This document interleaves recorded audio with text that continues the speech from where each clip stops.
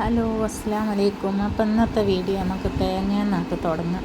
വൈകുന്നേരം ഒരു 5:30 മണി ആയിരിക്കുന്നു. അപ്പോൾ കുറച്ച് വൈകിപ്പോയി കിച്ചണിൽ കയറാൻ. അപ്പോൾ ഇന്ന് കുറേ ഐറ്റംസ് ഒന്നും ഉണ്ടാക്കുന്നില്ല.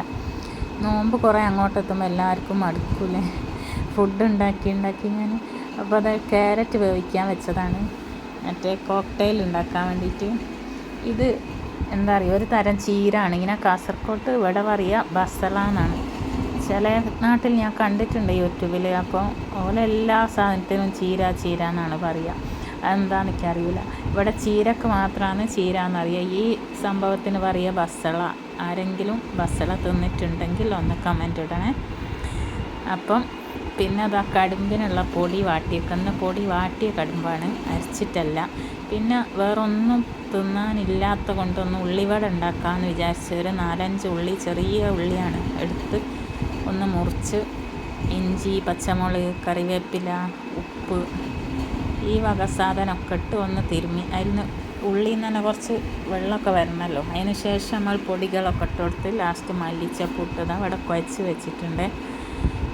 പിന്നെ അതാ ഈ ബസള മുറിച്ചാൽ നമുക്കിങ്ങനെയാണ് കിട്ടുക. അതിൽ കുറച്ച് കൊമ്പുണ്ടാവും നീളത്തിലുള്ള, നമ്മളെ മുരിങ്ങക്കൊമ്പ് പോലത്തെ. അതും ഈ ബസളൻ്റെ ഇല ചെറുതായിട്ട് ഇങ്ങനെ മുറിച്ച് അങ്ങനെയാണ് കിട്ടുക.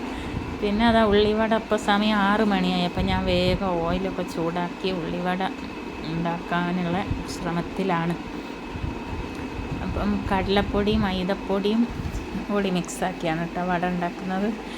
ഞങ്ങൾ കാസർഗോഡ് ഉള്ളിവട ഉണ്ടാക്കുമ്പോൾ പച്ചമല്ലി ചേർക്കലുണ്ട്. അതെന്തിനാണെന്ന് എനിക്കറിയില്ല.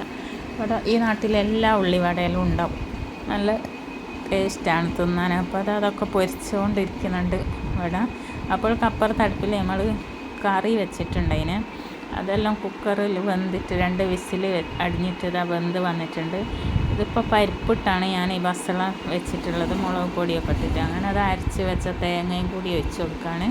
അപ്പോൾ ഇന്നത്തെ നമ്മളെ ഫുഡ് കടുമ്പും ബസളക്കറിയുമാണ്. ഇത് രണ്ടും മിക്സാക്കി കഴിക്കുക, നല്ല അടിപൊളി ടേസ്റ്റാണ്.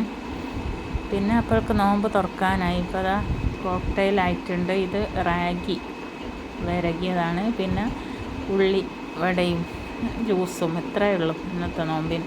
അപ്പോൾ വീഡിയോ ഇഷ്ടമായാലും എല്ലാവരും ഒന്ന് ലൈക്ക് ചെയ്യാനും ഷെയർ ചെയ്യാനും കമൻ്റ് ഇടാനും മറക്കല്ലേ. അപ്പം ഓക്കെ.